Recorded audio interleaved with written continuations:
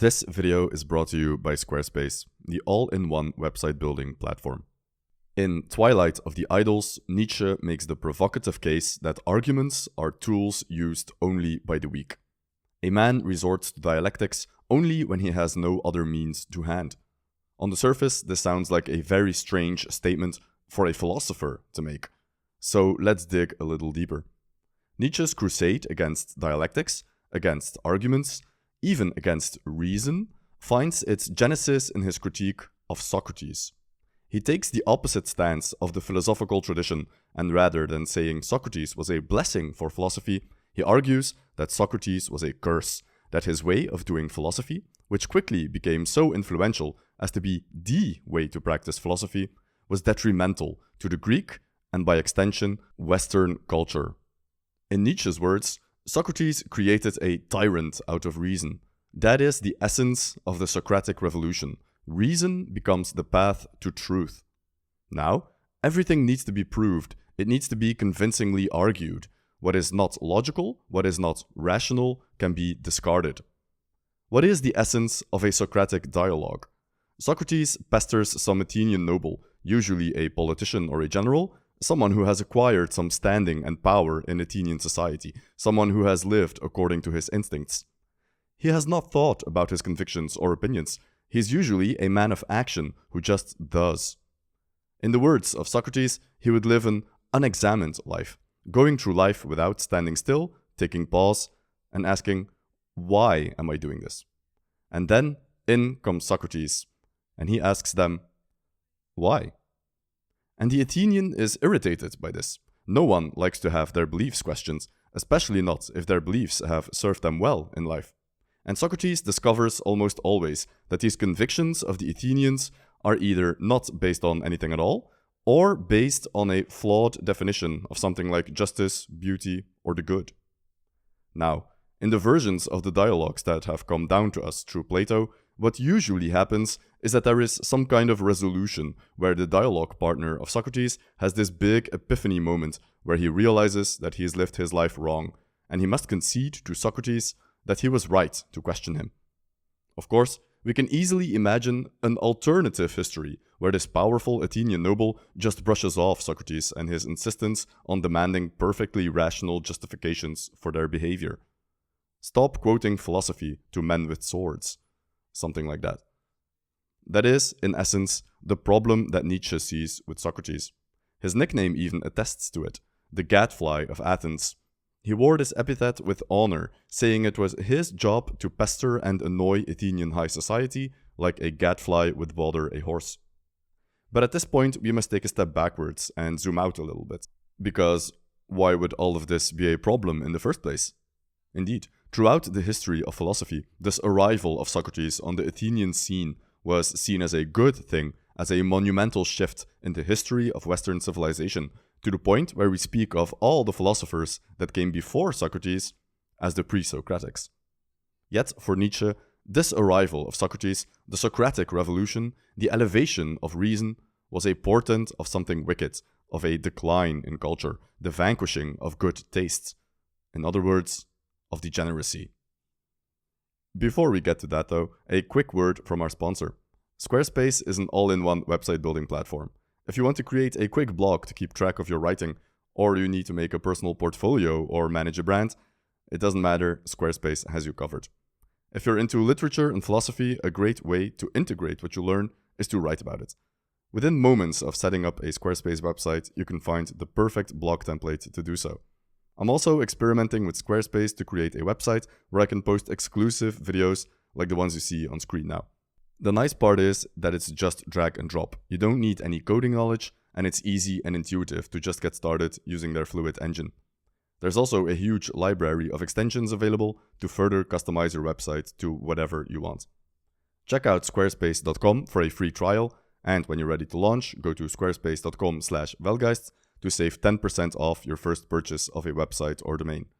Thanks again to Squarespace for sponsoring this video. We must keep in mind that Socrates, for Nietzsche, was only a symptom. Greek culture had been in a steady decline long before Athens was ready to embrace the moralizing Socrates. He actually puts a question mark against all of philosophy, against all wisdom.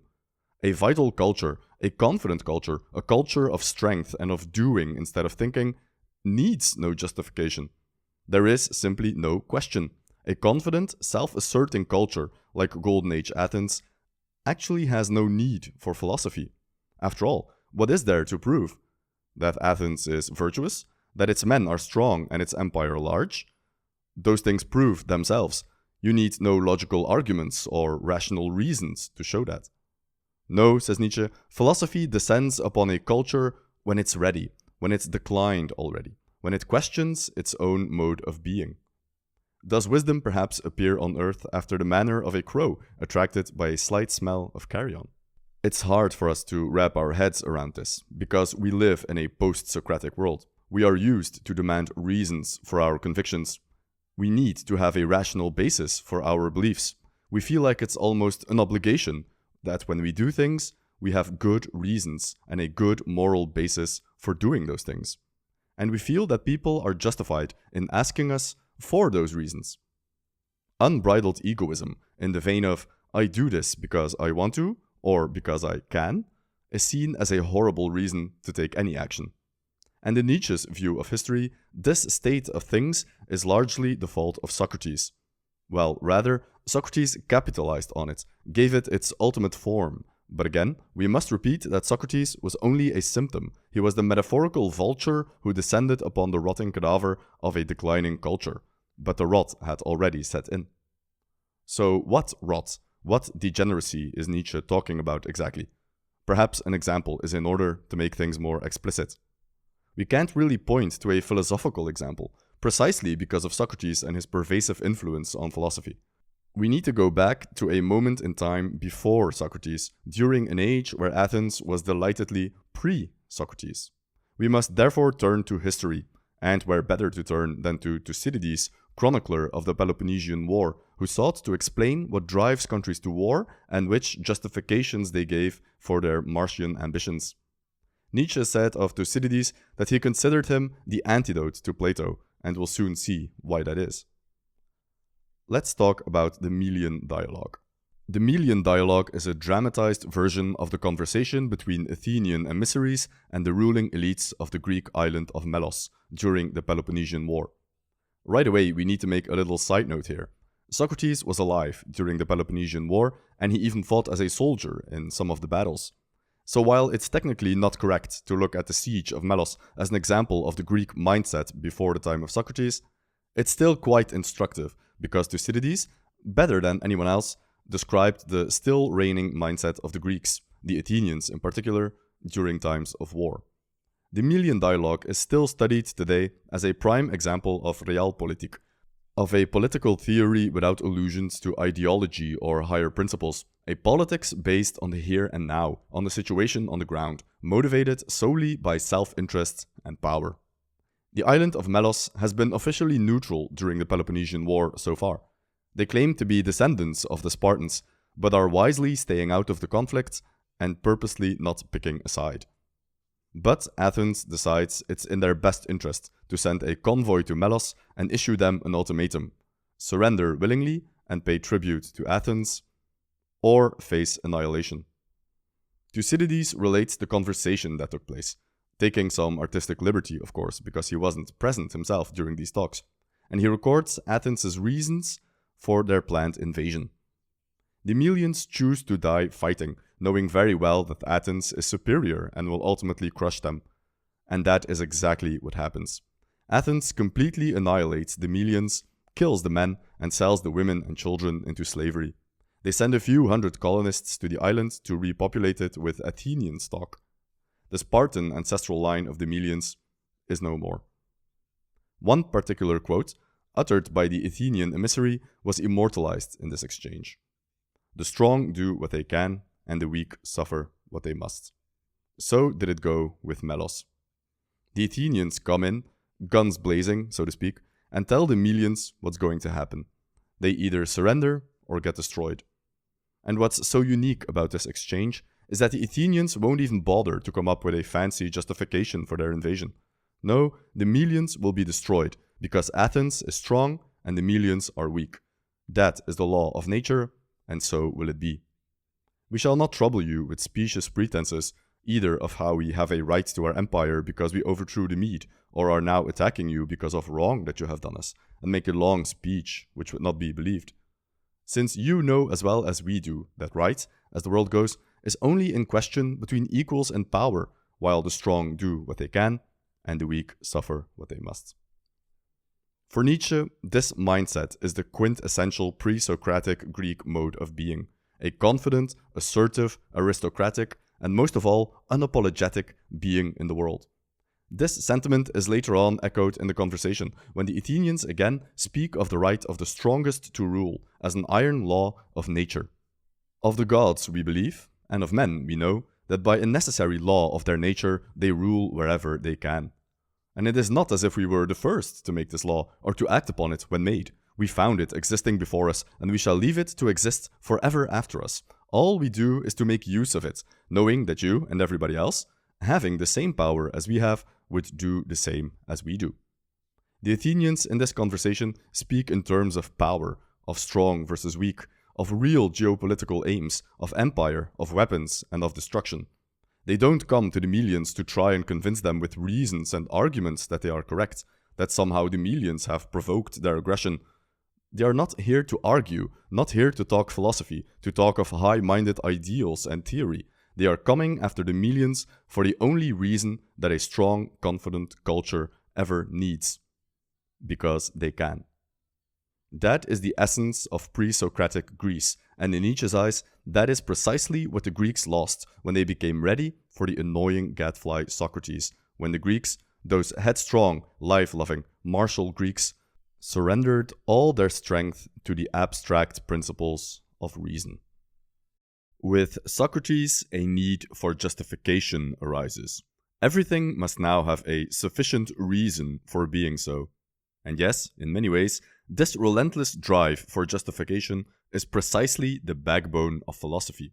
Philosophy is about asking questions, for demanding reasons, and it believes that through discussion and argument, we can become more reasonable, more rational, more truthful.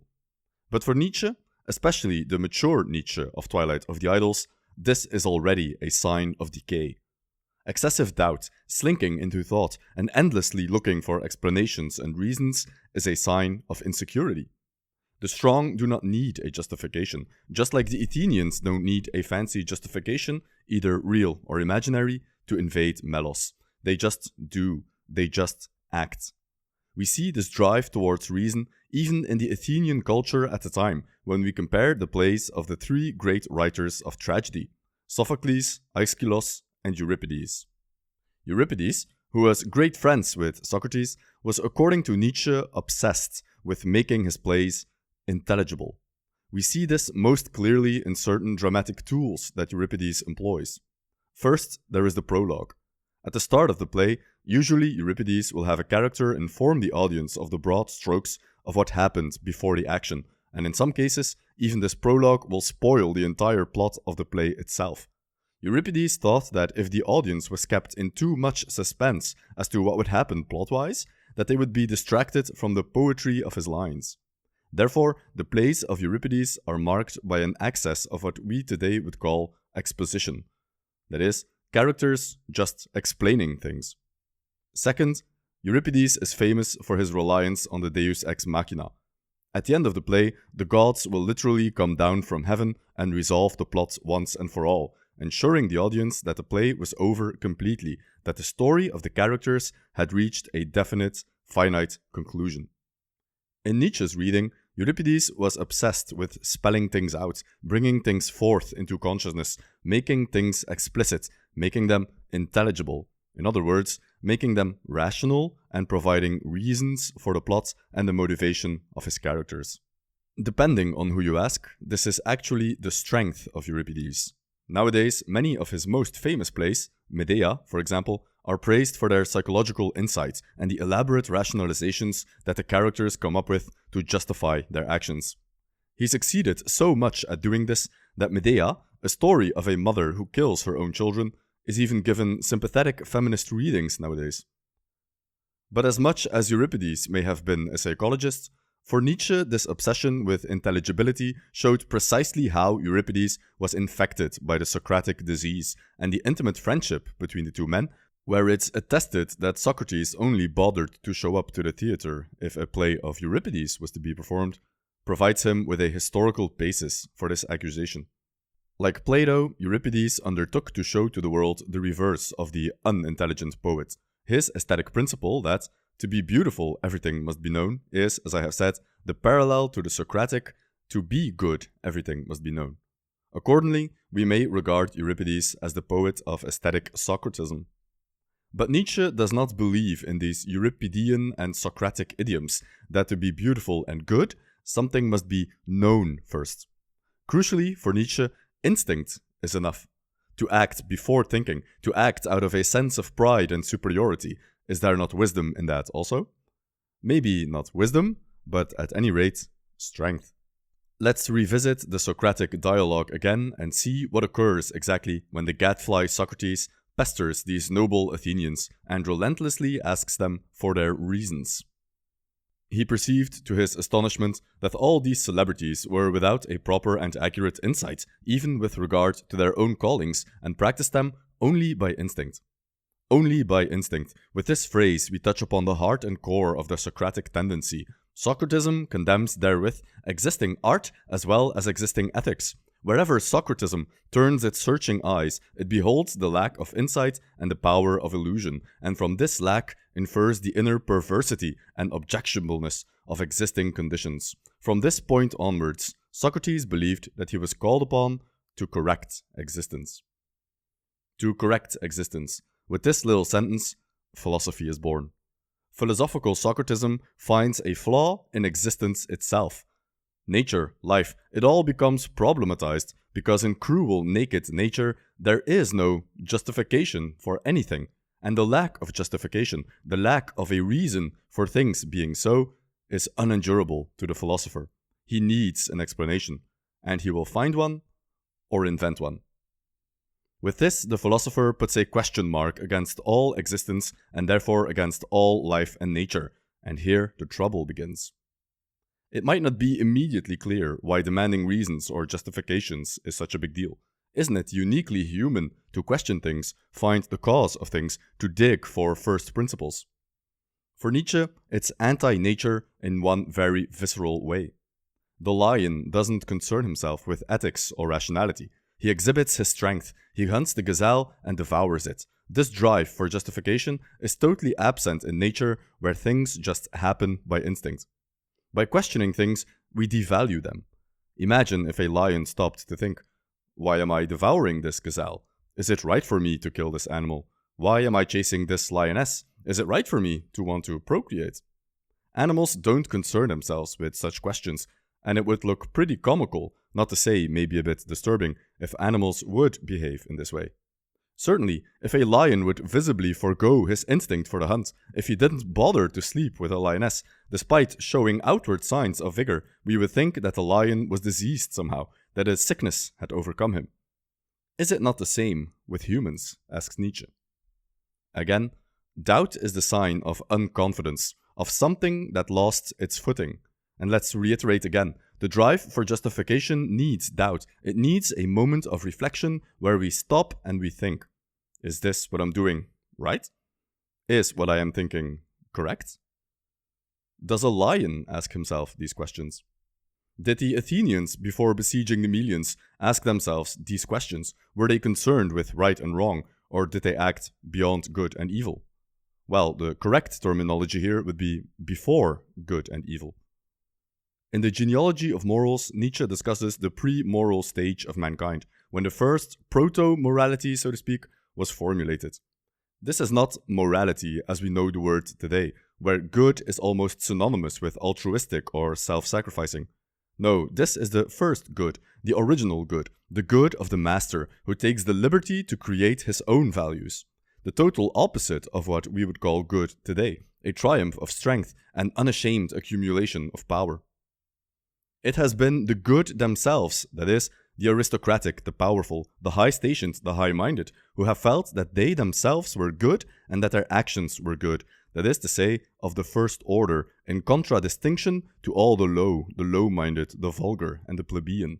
It was out of this pathos of distance that they first arrogated the right to create values for their own profit and to coin the names of such values. This is the original first morality, the infamous master morality, the morality that delights in itself and in its own power, a morality that acts according to nature and instinct, that does not doubt itself, a morality that is unapologetically confident and self-assured. Later on, this master morality, in Nietzsche's reading of history, will become supplanted by its opposite, a slave morality, a morality born out of a negation, out of a saying of no, of denying at the outset all the values of the master class. In other words, morality born out of resentment, jealousy, a fantasy of the powerless to attain some kind of imaginary victory if a physical victory is not possible. And in this resentment also, philosophy is born. From this resentment, Socrates acted. When Socrates questions the noble Athenians, the masters of his time, the aristocracy of ancient Greece, he seeks to undermine their position and their high station. He seeks to bring them down, and he found the perfect tool to do so: the argument. With Socrates, we find the first inklings of slave morality rising through the ranks, seeking to overthrow master morality. And with Plato, his student, Christianity was silently being prepared, that ultimate victory of the low over the high. But we are not there yet. First, Socrates. How was Socrates an exponent of slave morality? Well, first of all, Socrates was not a noble Athenian, he was part of the mob. Above all, and this is surprisingly relevant, Socrates was famously ugly. To judge from his origin, Socrates belonged to the lowest of the low. Socrates was mob. You know, and you can still see it for yourself, how ugly he was. But ugliness, which in itself is an objection, was almost a refutation among the Greeks. Was Socrates really a Greek? This is most beautifully expressed in this painting, which pits Socrates against his student Alcibiades, Greek general and flamboyant playboy, who was by all accounts the most beautiful man in Greece. This picture is the perfect representation of what this is all about. Alcibiades, the powerful general, against Socrates, the powerless dialectician.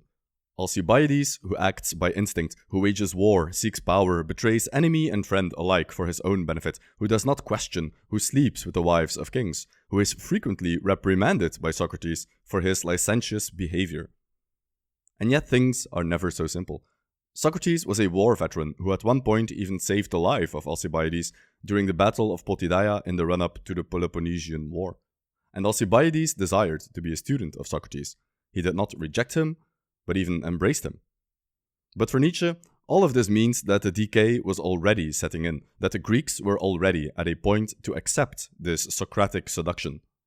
The philosophers are of course the decadence of Hellas, the counter-movement directed against the old and noble taste, against the agonal instinct, against the polis, against the value of the race, against the authority of tradition.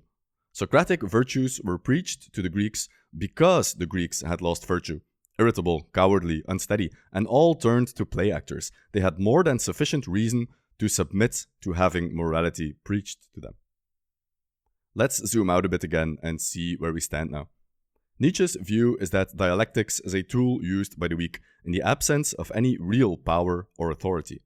Instead of appealing to one's own strength, instead of delighting in one's own power, Socrates managed to convince the Greek ruling class of his day to voluntarily hand over their power and put its source not in themselves and the delight of their own being, but into abstract principles of reason. From Socrates onwards, because I can, and because I want to, cease to be valid reasons for doing something or wanting something. We must, from this moment onwards, appeal to something outside of ourselves, in the case of Socrates, to reason. But this is a fundamentally weak position, and the fact that this weak position could become the dominant one at all is for Nietzsche a sign that Greek culture was already in decline, already doubting itself and outsourcing its morality to something beyond themselves. When we read the Melian dialogue, we don't root for the Athenians, we root for the Melians. We feel like they deserve to win, because the Athenians are power-hungry Machiavellians in this exchange, and we feel like the Melians are owed a victory, that they are the good guys. That is because the slave revolt in morals was so successful that we are now living in its afterglow. The morality of the Athenians is totally alien to us, and this is part of what makes Nietzsche so radical and also difficult to understand sometimes. He's like a fish criticizing the water that we all live in. To really understand where he's coming from, we need to step outside the fishbowl and look at things from a truly alien perspective, because we are 21st century people, and this revolt in morals has been 3,000 years in the making. Consider, for example, the following passage. A man resorts to dialectics only when he has no other means to hand. People know that they excite suspicion with it, and that it is not very convincing. Nothing is more easily dispelled than a dialectical effect. This is proved by the experience of every gathering in which discussions are held. It can only be the last defense of those who have no other weapons. Would we really say that this is true nowadays? Our entire culture is built around argumentation, rationality, providing good reasons, coming up with justifications. It's hard to imagine it was ever otherwise. And yet, this over-reliance on argument and discussion is for Nietzsche perhaps the first sign of decadence, of decay, of a culture in decline. It puts the origin of morality, the origin of goodness, outside ourselves. Things are not good and just because I deem them so, and that's it. No, we need things to be good somewhere else. There must be a reason somewhere out there waiting to be found. We are like those annoying children who keep asking their parents why, until at last our irritated parent responds with, because I say so. The philosopher is that annoying child, and he would rather keep annoying his parent with another why and face punishment than be content with the explanation of, because I say so. And that is, of course, ultimately what happened to Socrates. He was punished for his insistence on asking questions, annoying questions, questions that could upset the reigning status quo, questions that were at danger of undermining the reigning culture of Athens.